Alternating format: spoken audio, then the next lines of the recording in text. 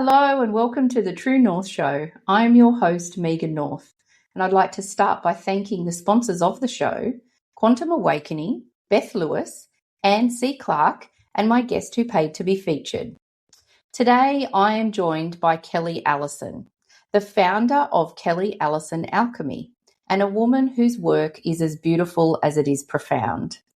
Kelly has spent over a decade working one-on-one with women, helping them uncover the deeper emotional and behavioural patterns held within the body and the nervous system. Patterns that were formed long ago, that once kept us safe, but that no longer serve who we are becoming. Kelly's work beautifully weaves together mind-body principles, intuitive insight, and over 10 years of lived experience understanding the deep connection between our emotions, our behaviours, and our physical body. And at the heart of everything that Kelly does is a belief that healing is not about fixing yourself, it is about understanding yourself. She helps women understand the ways they have learned to be, the beliefs beneath the surface, the roles they were taught to play, so that for the first time they can consciously choose what they want to keep, what they are ready to release, and how they want to move forward. Because as Kelly says, awareness gives us something incredibly powerful. It's choice. Kelly's work is not about becoming someone new. It's about shedding everything that was never truly you and returning to who you already are. Welcome to the show, Kelly. I'm so delighted that you're here today. Thank you, and I'm so happy to be here. So Kelly has spent over 10 years helping women understand the patterns quietly running their lives, patterns held so deeply in their body and nervous system that most people don't even know they are there. Let's go back to the beginning of your working career. We don't have to go too far, but and learn more about your journey and about the defining moment that has led you now to pursue a different purpose-led work, I suppose, in a sense, and a different direction of what's happening at the moment. Hello and welcome to the True North Show. I'm your host, Megan North. I am a purpose finder, mental health professional, and guide for those ready to return to who they truly are. Here, we explore what it means to live a life led by purpose, alignment, and deeper inner truth. Through real conversations, powerful reflections, and soul-led strategies, we'll uncover the stories, tools, and insights that help you navigate life's crossroads and find your own true north. So whether you're in the middle of a transformation, seeking clarity, or just curious about what's next, you're in the right place. Let's dive in. Your path starts now. Yes. So, I've been a kinesiologist for over 10 years and I was also teaching kinesiology. And, I like to call kinesiology a gateway drug because, it teaches you how to work with, the body, the energy body. Mm-hmm. And, I found really early on, as much as I loved it and thought it was incredible, that I could see, there were so many other ways that you could apply or utilize, muscle testing and, tapping into the body's innate energy. So, I've trained as a medical intuitive and, done some holistic counseling and everything was sort of a real hybrid model of how I chose to use all of, my training. And I was doing that until about 18 months ago. And the catalyst for change was that maybe 18 months to 2 years prior to that, I'd opened a clinic. So I was wearing a few hats. I had the running of the clinic, my client base, and I was also teaching kinesiology. And I think it was December 2024, the building next door burnt to the ground. So we were in a terraced sort of block. So as much as it was a separate building, there was no light between the two properties. And the property that burnt down was on the the room side of the building. So, one long hallway and the rooms to the right and the building was to the right. So it became apparent.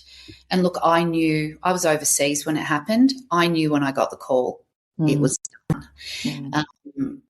It took a little bit longer. I tried.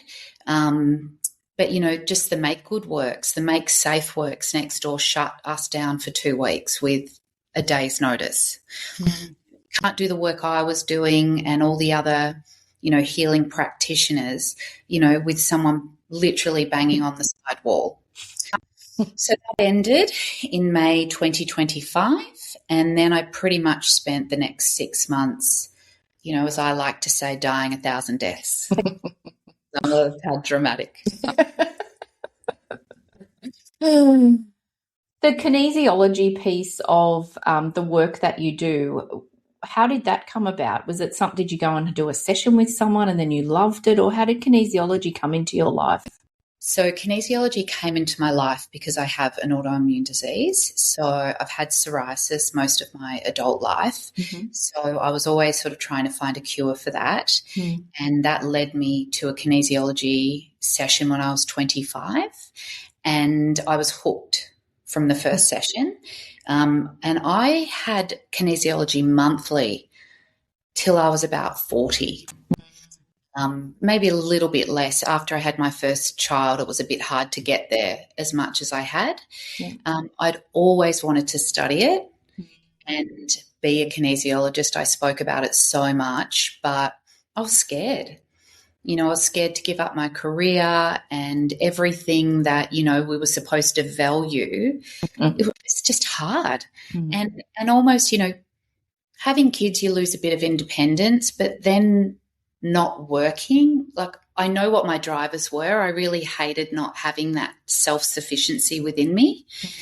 Then I had my second daughter, and I like to say that I birthed my spiritual awakening. It was a really difficult pregnancy. She was a sick baby, and we couldn't work out why.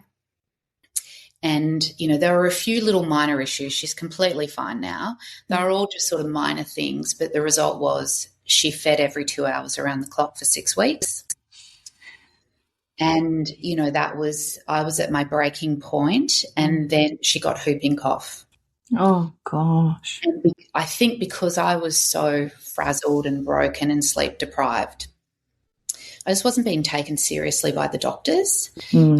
To the doctor, something's not right. I didn't know it was whooping cough. I could never have guessed that it was whooping cough, but basically she had, an episode, was really sick, vomiting, and then she passed out, and I thought she died. Wow. So she was 8 weeks old. And then we're in hospital, then we get sent back from the hospital. I'm a dramatic mother. Happens again, take her back. Finally, they check us in. We work out what's wrong. That was a huge turning point. But in between, I just basically needed to be brought back to life. Lack of sleep and that, trauma, it just changed me. It took me a good 18 months to go back to work, a good 18 months to think I would ever feel strong again, and you finally do. And then I was like, well, what am I going to do with this? Things like this don't happen for no reason. Yeah.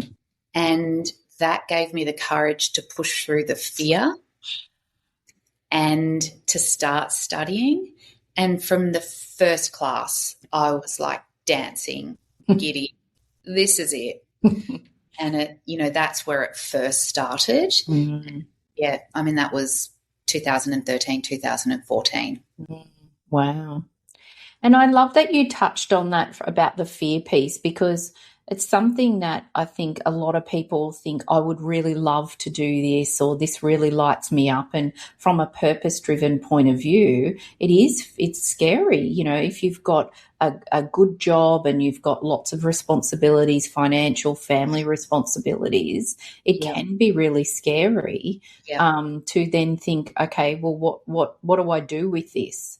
Yes. And so I love that you've shared that, because I think that a lot of people, when they're in that situation, think, oh, I must be really the only person that's ever feeling like that. But I think most of us are running around terrified of, what people will think, what will happen, what if something goes wrong. yeah. I mean, I've learned a few times at what happens if something goes wrong and it sucks, and it's a big sort of, it hurts your ego, it hurts everything, but no one else is thinking about that thing as anywhere near as much as you are. No. And I think, losing the clinic and then what happened when Georgia was born, it sort of makes me go, well, if I can bounce back from those things, I can bounce back from anything. But, I feel the fear a lot. And, I'm often like, oh, can I, should I? And, to me, that's what being strong is. It's like, things are scary, like life's scary, things are hard. It's not brave to do easy things. Mm-hmm. And, strength isn't being tough. We can be tough, we can be armored, we can be, difficult. But, strength is actually going, I'm going to push through some discomfort and see what's on the other side of it. And even if it doesn't turn out the way I think it's going to turn out, I've actually done something that was worthwhile. And, I think my life experiences have given me that tolerance, even though, and I'll be like, this is really actually very hard for me, but I'm going to try. Yeah. And then once you're in it, you turn back and you think, why did I let that be such a big thing for so long? Yeah. It really wasn't anywhere near as terribly scary as I thought it would be. Yeah. And I mean, it's a natural state of us too, right? We're flight, fright, freeze. Our body and our energetic self constantly wants to keep us safe. So naturally, if we think, oh, I'm going to do something different, The subconscious says, whoa, don't do that, lady. Yeah, because the thing is, the subconscious doesn't know what's on the other side. So it's then, of course, it's going to bring you back, because it's going, well, I don't know what we're going to be dealing with. So I think that when we're then feeling that fear as well, it's that, okay, well, are you preparing for it? Do you have a plan? Yeah. What could it mean? Like, what are the different avenues that you could go down? Yeah. That way, then already your nervous system and your subconscious starts to go, oh, okay, all right, well, if we do it, this doesn't feel as scary because you've actually got a few options and a plan. Yeah, yeah. And, the same with everything. The more you do it, the more you do it. Yeah. So you push through that discomfort, and the subconscious has got a reference point. Well, hold on, we've done this and it worked out. Yes. So I'll let you try it. I won't make it as easy as you'd like it to be, but, the subconscious will it'll give you the light to sort of, to attach to and give it a go. Yeah. And that's where that kinesiology then ties in too, right? Because it's your muscle testing all the time. So that muscle testing, I use kinesiology in the sense of I've got a pendulum. Yes. So I use a pendulum, which is really my kinesiology, right? It's my quick way of doing it, because then it tunes into that subconscious. You can then test, is something stored in the body? Is it my belief? Is it someone else's belief? It's amazing when you start to know how to test your body, the oh my gosh, the wisdom that it gives you.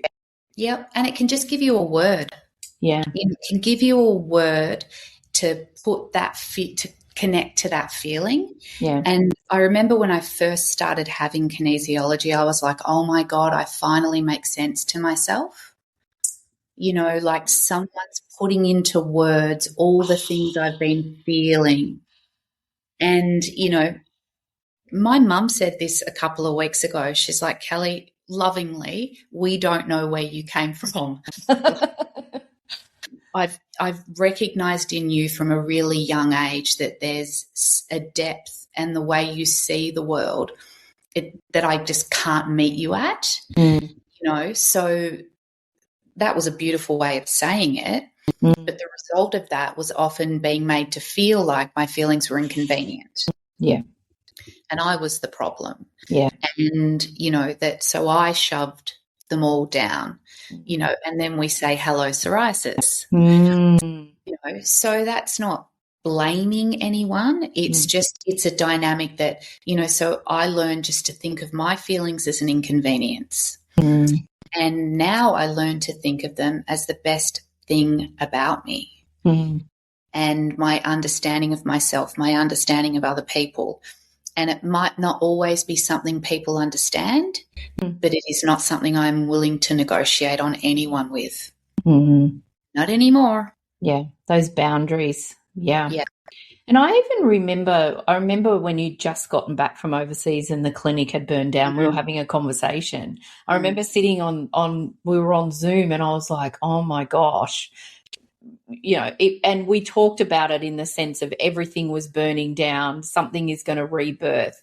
And then I didn't see, we messaged, but I didn't see you physically for a while. And I remember the first time I saw you on screen again, I was like, wow, you had been through, it was like the rising of the phoenix. Yes. Really, that fire next door was almost you being a rebirth, because that energy and everything had shifted around you. Yeah. Yeah, and it's true and people say that, like say I look different. There's something is different about me. Yeah. And I do feel like I've just, genuinely, whatever you want to call it, dark night of the soul. I was reading one of my journals and it's like death. It really was just shedding and letting go and seeing what came out the other end. Just like, and, a lot has changed in my life, people in my life, some people are gone, new people are coming in, people that weren't as close becoming closer. It's always interesting when life's really, really hard, who shows up for you when you can't show up for them. Yes. So beautiful friendships have deepened and deep friendships have deepened. Yeah. But, I always sort of say I almost can't remember who I was before that. It feels like I'm telling a story of a movie I watched, Yeah. I do wonder whether some of those memories, I just don't feel connected to who I used to be. Yeah. It's hard to explain. It's a weird feeling. It's just remember 2025. Yeah. That's it. Whether that's a protection mechanism or I don't know. But, now it feels like I do feel like a really different person. I think actually that there is also a way when we do this healing on ourselves and when we heal and then we replace it, because that's very important. Often I'll just replace my healings with unconditional love because I can never have enough of unconditional love. But what happens then is that, like from what I understand of the healing that I do, when we change our belief systems, is that then there is no story or connection to that anymore. So it's almost like for you not really remembering a lot, it is, I always think that it's a really a very strong validation then, in the sense of I don't need to remember that anymore. I've obviously healed majority of it or all of it, and actually I don't need to remember that version of myself anymore because there's no story there. Yeah, I agree. And, I used to say to people in kinesiology sessions, like, you can't ever go back to who you were once you've released a belief system. No, you can't. You can't, because when it's developed when you're, under 10, under 7 for sure, sometimes, under 10, because the brain is just so much more programmable. Well, we are literally programming our brain. You'll never be, is the word malleable. You'll never be that malleable again. Your brain will never be that susceptible to being programmed. And also, they were traumas because you were a child. Whereas now some things will happen and they don't have to have been traumas, but you might sort of go to act a way that you did. And worst case scenario, you'll do a little bit of what you used to do and then you'll go, why did I do that? But it's not there. You just can't do it anymore. It's extraordinary, the power. Absolutely. And that's why it's important that when you are doing healing, when you are being healed, that whatever you're removing is replaced with something else. Yes. Because if the void is there, then you're just going to attract the same that what you've actually just healed. Yeah. So, that replacement of unconditional love, or the opposite of what you've actually just healed. It's Yeah. really important. I like that. I've never thought about it like that before. Yeah. And, in the work I do now, there is that sort of process that, we release what no longer serves, but then we also look and validate at the benefits that we've gotten from the ways we've adapted in the world. And often you adapt in a way that is natural to you. So, I became a bit of a caregiver in my family. That's my natural tendency. So I don't want to let go of all of those. Yeah. There's things it's taught me. It's taught me how to be the healer I am. It just has. So if I just throw the baby out with the bathwater, well, I'm going to lose my job. Yeah. I lose things about myself that I love and value and other people love and value. Yeah. So, it's also just shifting that lens from it's like hurt, pain. All those things are true, but also look at some of the other incredible, wisdom that you have, acquired and that you utilize. It's given you empathy. It's, it makes you look at the world differently. I don't want to lose those things about me. Yeah. But sometimes the pain is so, consuming that we can't even begin to fathom that there could be something that we could take away that we don't want to lose. Yeah, it's a beautiful perspective on that too, because having that love and gratitude and also forgiveness.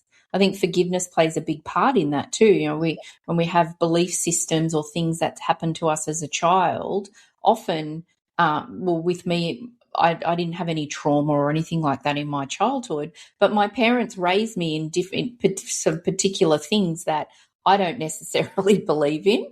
Yeah. So when I've healed those and changed those beliefs, I've always given forgiveness to my parents because they were just raising me the way that they thought that was the right thing to do. Yeah. They weren't doing it to be mean and nasty. They were just doing it because that was where they were at. So the forgiveness for self and for others, I think, through a healing journey is really powerful. Yeah, it is. It is. And it is that thing that, I can forgive someone and still have nothing to do with them. Yeah, exactly. Yeah. Because it's an internal process. Yeah. But I also say that, forgiveness is you arrive at forgiveness. You can consciously try and get there, but you can't just wake up and go, today I'm going to forgive you.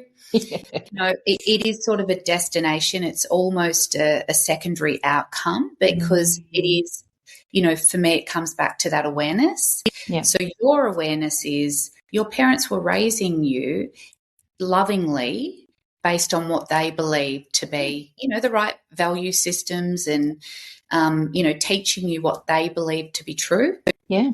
And you've evolved past that. And that's beautiful too, because I think every generation should be.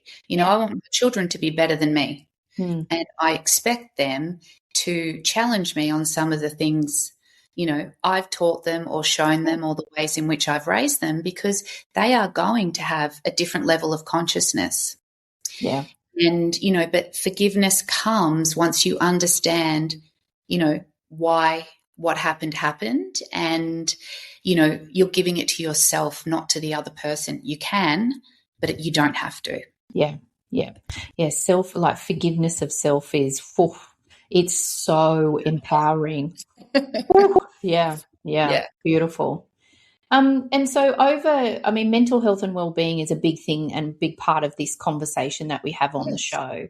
Yep. And so have you found that particularly in the last sort of 18 months as opposed to before, has your mental health shifted? Has the priority shifted? Has what you do for your mental health changed? Yeah, look, it has, I guess. And, funny you talk about self-forgiveness. I'm really good at blaming myself if I end up in a situation, where someone hurts me. The self-talk is I should have known better. Right. So there was a lot of self-forgiveness, for sure. And, when things don't work out the way you wanted them to, you're sort of trying to work out what part I played in it, I guess. Yeah. But I think I look at mental health a little bit differently probably now than I did, a couple of years ago. But I don't consider, good mental health to be being happy and up all the time. Yeah. I truly believe good mental health is riding the waves. And, it's that adage, I guess, that you can't help how you feel, but what you do about it. Yeah. So I can be down and have my down days, and I'll say to my family, like, just a bit flat today, no one's done anything. Yeah. Because that's good mental health, is to feel the feels and, maintain perspective. And some things are bigger than others. Like some things should flow through you in an hour or so, and some things there might be the remnants of that for longer. Yeah. That to me is good mental health. It's, it's not about feeling better. It's about being better at feeling. Mm. And I think that's what a big lesson that I learned, after the clinic closed and I got sick, was I can do this the hard way or the easy way. Mm. These feelings aren't new. Yeah. Nothing here is blowing my mind. Maybe the depth of them is. Yeah. But I am not doing this again. Yeah. So I'm going to do this. I'm going to do it well. I'm going to hold on. I'm going to feel everything so that I'm never here again. Mm. So it doesn't come back and knock me for six again in 6 months' time. Yep. Because I got better after a couple of months and then I got sick again. Yeah. And I'm just like, I thought I'd done it. I thought I'd sort of lived that the first time, but I hadn't. There was more to go. So I was just like, oh, yep. You lead me, I'll follow the way. Yeah, yeah. I really love too that you made a point before when you said, if you are having a flat day, that you share that with your family. And I think that that's really important because then, one, you're communicating how you're feeling, but also you're letting them know so that then they're not going, what's wrong? What's wrong? Are you all right? Yeah, because then that can be overwhelming. Like if you're feeling flat or a bit blur and everyone's doing it because they love you, but sometimes you're just like, I just need a moment. So by communicating, it helps. Absolutely. And, if I'm upstairs in my room reading, everyone knows maybe I haven't had the best day or I'm just sort of trying to reset. Yep. But I say it so that my kids don't worry that they've done something or I'm upset with them. Yeah. And then the irony of what ends up happening is, there's three on the bed reading a book. That's really sweet. Yeah. But then the quiet time or the reading, if no one's really reading, everyone just wants to be sitting there with mum, which is beautiful. And it's often what I actually need. Yeah.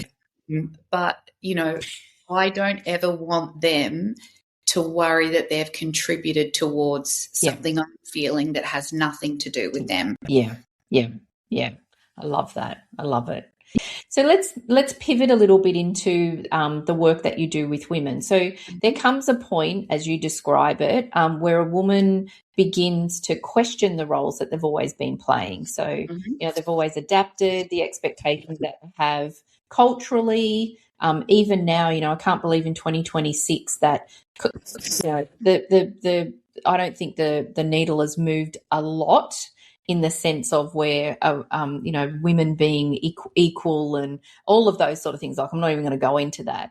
But in your experience, like what usually triggers the moment? So, and then why do so many women that are feeling that still push that away as opposed to leaning into the work? Yeah. Look, I think there's a lot of answers to that question. The first thing I'd say is that when people hit that sort of breaking point or that, real discomfort within themselves, if they're honest, they've felt it building for a really long time. Mm-hmm. Yeah. And often it happens, at those obvious times you might, be suddenly juggling a career that you loved with a baby that you love, and feeling that push-pull.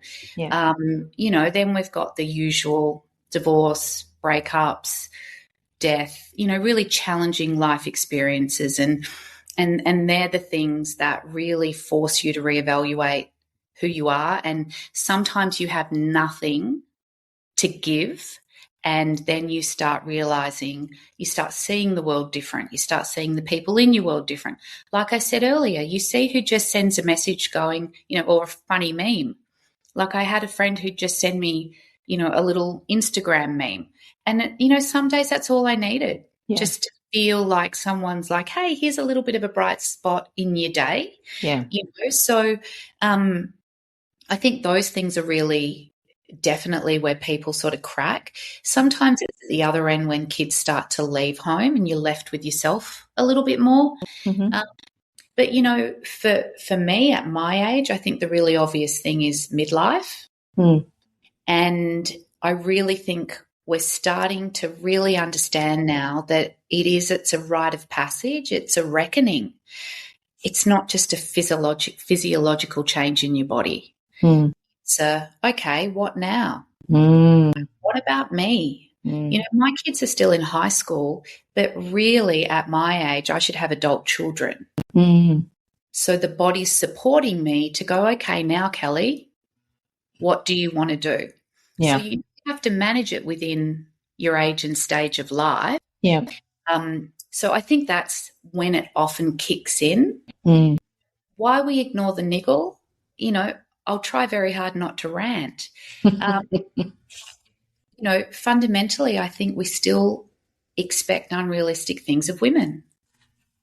And we do still raise children or girls to be sweet, to be charming, to smile, to not rock the boat.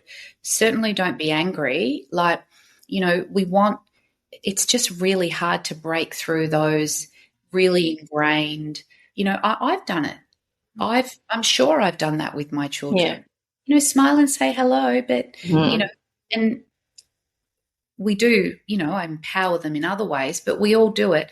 But, we reward women for pushing themselves to their limit. Yeah.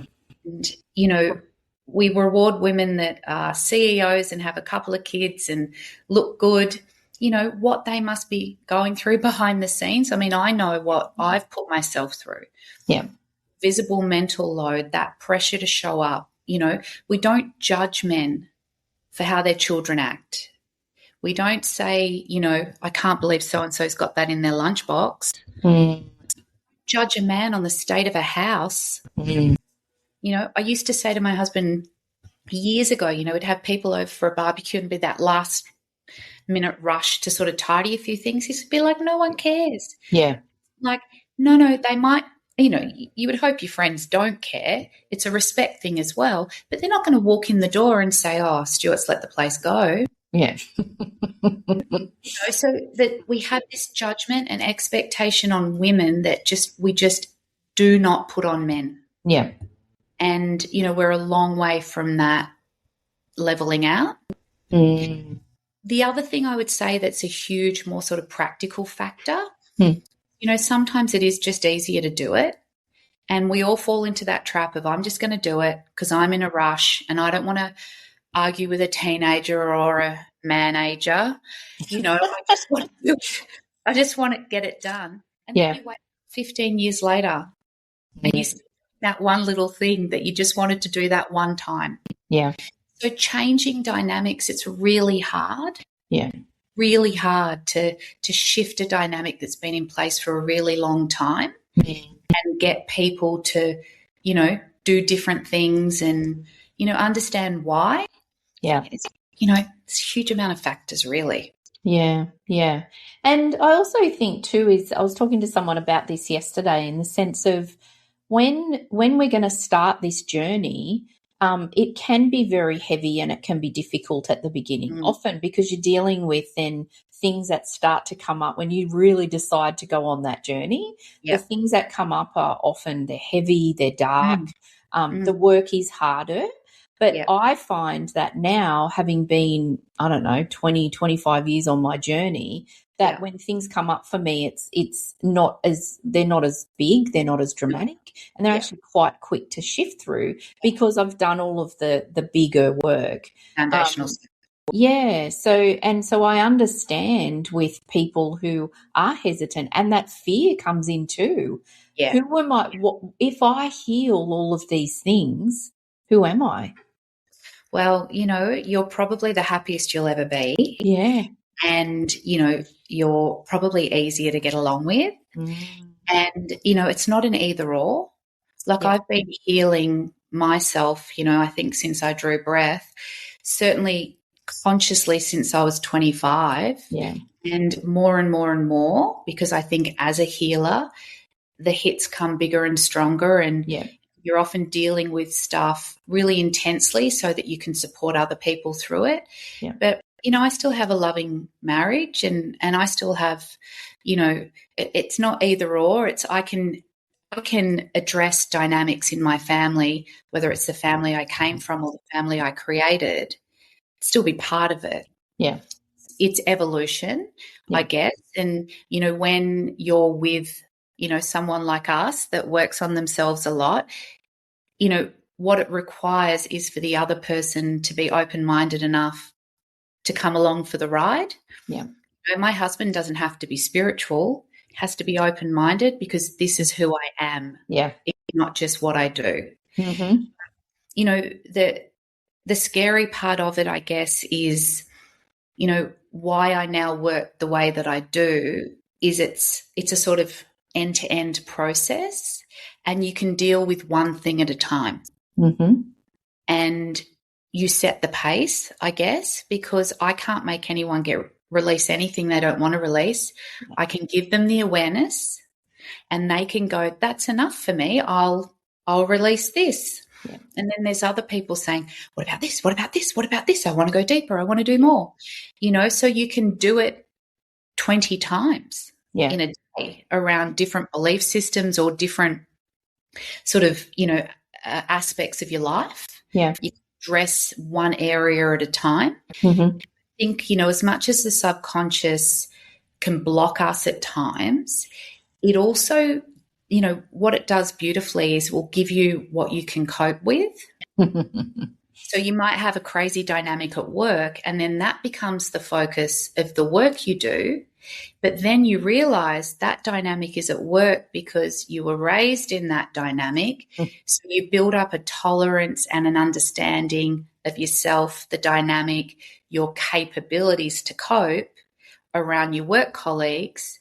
And then maybe phase 2 or phase 3, after you've, recalibrated to deal with the root cause, which might be mum or dad. Yeah. So, the brain, it can overprotect us at times. Yeah. But often it's taking us on a journey. It doesn't have to be hardest, scariest thing, most challenging person in your life on day one. Yeah. If that comes up, it's because you're ready. Yeah. But it's not often the case. Yeah, I love that. And I'm sure that you find this too, is that sometimes I'll work through something and then all of a sudden I'll have a client turn up and they're like, oh, I'm dealing with this. And I think, oh, that's interesting. I've just worked through that myself. Yeah. Because then I'm okay to work with them on that. Yeah. And look, I sit there with, when I was doing one-on-ones, and it'd be like people are telling me my life. Yeah. Or they're telling me, I'd always have a small group of male clients, and they would all be basically just talking to me about everything I know about my husband. Yeah. And I always say to people, I don't think you'd believe me if I told you how many people have sat in front of me and told me the same thing. Mm. And I find some comfort in that. Yeah. That I'm not the reason this, and this happened. Yeah. That it's a way of being. Yeah. And it's a family dynamic or a relationship dynamic that unfortunately a lot of people have been through. Yeah. It's not you, and, you're not the reason it happened. Yeah. I think that's really, that means a lot to me, and hopefully helps other people. Yeah, it's very powerful. And so when you talk about patterns being held within the body and the nervous system, so for someone that's watching today that's never thought about healing in that way, can you help us understand what that actually means, and then what it feels like when the body is carrying something that the mind hasn't caught up with? Yeah. So, everything's held in our body, unprocessed emotions, trauma, it is physiological. It's in our cells. It becomes a part of us. Yeah. So that, as it gets constantly triggered or grows, creates discomfort, whether that discomfort is physical, mental, or emotional. Mm-hmm. So I think anger and resentment are some really good indicators that, your boundaries have been, overstepped, or that you're doing more than you should. We only overgive from a place of a wound. Yeah. So, it's exhaustion, it's frustration, it's anxiety, it's, like constant colds and immune system responses. An autoimmune disease is a great example, because that is now recognized to be caused by childhood trauma. Mm. So psoriasis, rheumatoid arthritis, anything to do with your thyroid. There's lots more that I can't remember at this point, but, an autoimmune is, tell me what that is. And, there's a 7 to 10 gestation period, 7 to 10 year gestation period, and almost work out the trigger. Yeah. So it shows up like that.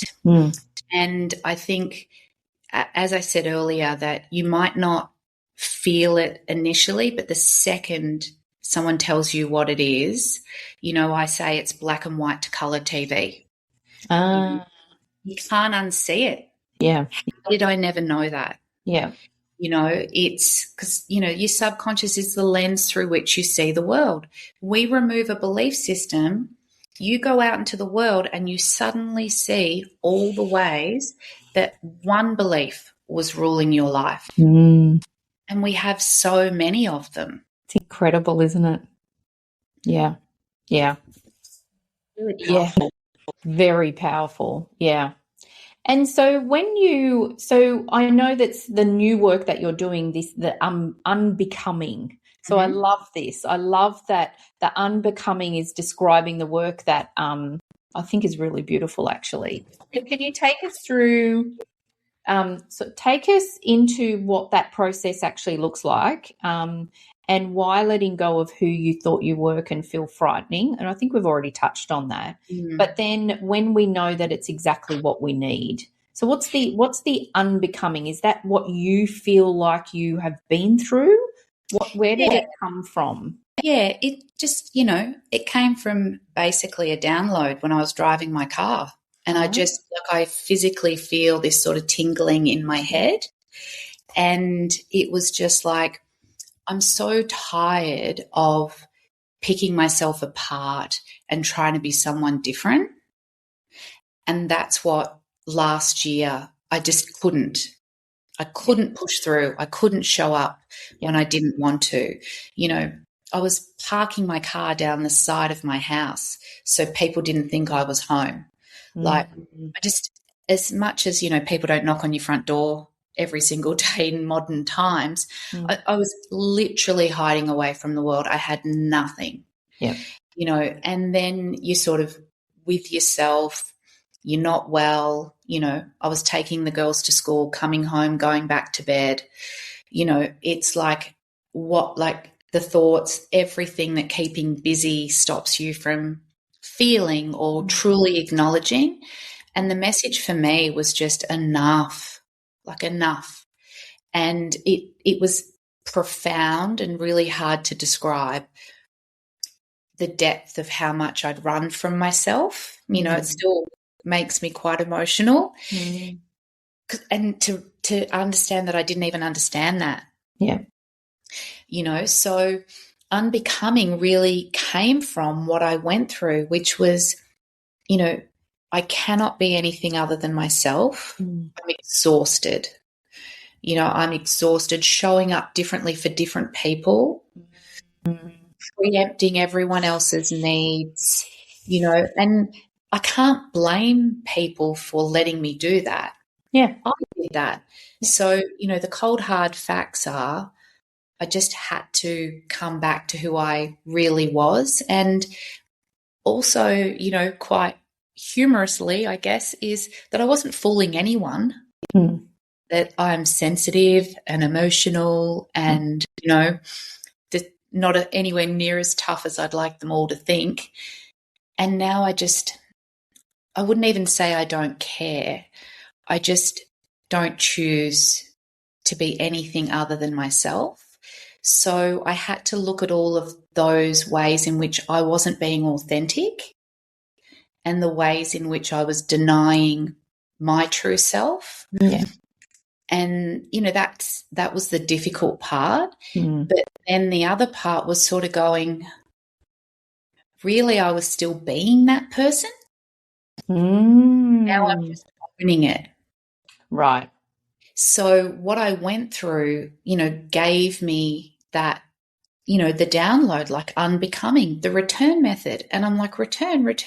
And then I'm starting to look at it. And then it's the acronyms of the process that I went through, like, recognize who I'd become, explore the beliefs and the fears behind them, like what drives it.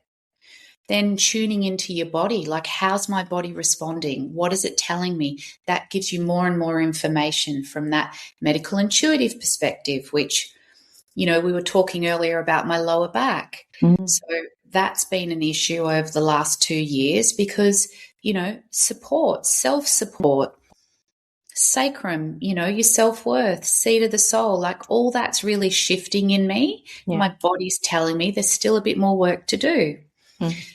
Then we uncover all the good things that are there that have changed you in ways that you don't want to let go of. Acknowledging that, we can make lemonade from lemons. I don't know. But acknowledging that there's still some good things. Yeah. Then it becomes that release, and then it becomes what I call navigating your liberated truth. And, liberation is that freedom. So it's not about, walking out the door, whether it's, a 6-week course or a 1-day workshop or an hour session.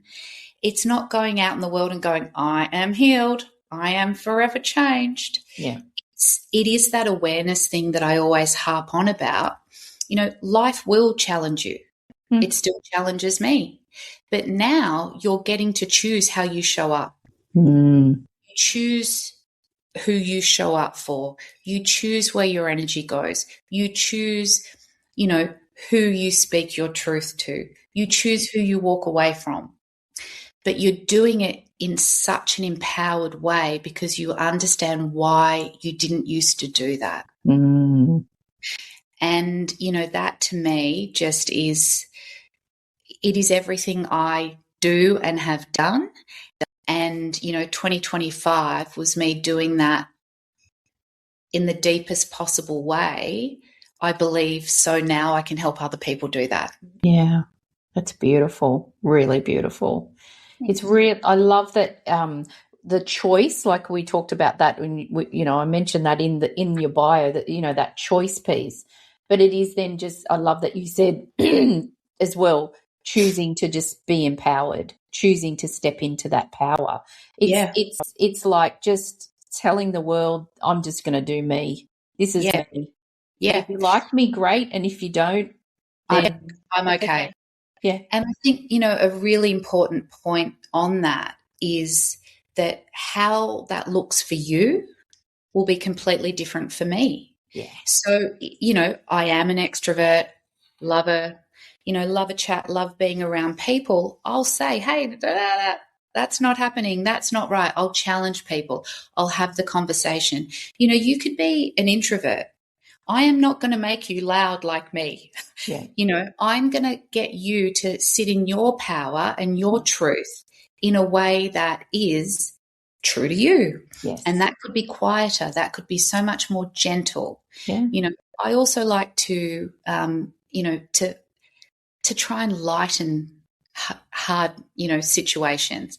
So without, being too silly, I'll always find a way of sort of trying to make a joke to get someone's attention. Yeah. But that's not true for everyone. Yeah. And, and that's part of it, about coming back to who you are, not who I am. I'm not teaching you to be me. There's enough of me. One's enough. Yes. I want you to be you, whatever that means, whatever that means. And And I think that's really important. There's absolutely not one size fits all. There should never be in healing, but definitely in this process, it's about your individual journey and coming back to those parts of you that you denied. Yeah, beautiful. Oh, wow, I love that. And we've actually only got a few minutes left. So I love that. I feel like that we've just tied all of that up in a bow, and I'm not being facetious about that. I'm actually like, wow, what a beautiful way. We got there. We stayed on track, Megan. We stayed on track. Although there's about 20 other things that I wanted to talk to you about. But anyway. Time. So I'm going to ask you the same question that I love to ask all of my guests. So what is one lesson or truth that you've learned on your journey? And let's talk about maybe the last 18 months that you wish that you had known earlier. There's a couple of things that come to mind. I'm going down a bit of a Maya Angelou rabbit hole at the moment. She says this lovely thing that, you know, things can change you without, I'm sure I'm not saying it entirely right, but they don't have to diminish you. Yes. And, you know, that really, really resonated with me. Yeah. You know, but I think really that it's just so exhausting to try and be someone else. It is. It really just is beyond exhausting. Like, and it's quite ridiculous too, is it not? Yeah. Like, it's just actually ridiculous to fight who you really are. You know, of course, we're always trying to be the best version of ourselves, and you know who you want, you know, what you want to try and get out of life and how you want to show up. That's really important. Yeah. You know, honoring the fundamentals of who you are is just, it's, why would we not? And we say it to other people. And we try and raise children, just be yourself and you can't go wrong. Yourself, yeah. And here I am trying to be someone else. And, you know, my children are highly sensitive and I value that in them and I get them to honour that. But, you know, I've struggled with it myself. So, you know, it really is almost farcical. Yeah. Put all this time and energy into being someone else. Yeah. Someone said to me recently, you know, about their anxiety and they wanted to talk to people about it. And I just said, oh, look, I'm just going to come out and say it. No one's going to be surprised that you struggle with anxiety. Yeah. We love you. We know, you know, it's great that you want to talk about it. But 99% of the time what you're trying to hide from the world, everyone else sees. Yeah. Yeah. Yeah. Yeah. Wow. I love that. I love that. Thank you so much for sharing today. Thank you for having me. It's been really beautiful. Yeah. I knew that this would be, as usual, a beautiful conversation. So thank you very much. It's always very comfortable talking to you. It's always wonderful. Thank you. Yeah. And I have no doubt that there's going to be a lot of people that will really resonate, particularly women, with our conversation. So thank you so much. And I'd love to also thank all of my amazing and dedicated audience, my supporters, and again, my sponsors. I hope that everybody has an amazing rest of the week, and I'll see you all again next week. And again, thank you so much, Kelly. Thanks, Megan. Bye-bye. See you. Thank you for joining me on this episode of The True North Show. I hope today's conversation brought you closer to your own sense of purpose and reminded you of the power you hold within. If this resonated with you, I'd love for you to subscribe, leave a review, or share it with someone who's also walking the path of becoming.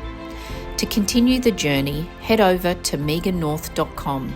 You'll find resources, support, and ways to work with me one-on-one. Until next time, keep trusting yourself, following your intuition, and taking one aligned step at a time. Your true north is never lost. It's just waiting for you to come home.